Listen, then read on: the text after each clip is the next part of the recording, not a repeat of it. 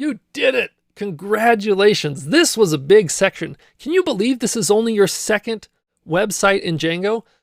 Think about everything that we learned. The biggest thing by far were databases. You had no idea how to work with models or the admin interface. That's all now a skill for you. You may not be perfectly comfortable with it, but you had that challenge where you did it on the blog by yourself. We also learned about static files, media files. We learned how to extend templates. And we learned about URLs, how we can, pass forward to say, send all the blog URLs over here. Lots of different things. I know you're saying, whew, I need a break. And that's what you're getting, because we're not going to be learning Django in the next section. We're going to be learning how to take our creation and share it with the world, which, what does it matter if, we make something that lives on our computer? We got to get it out there so that other people can check it out. But I just like to say, give yourself a nice pat on the back. You've really worked hard. Let's go ahead and have some fun uploading this site to the web.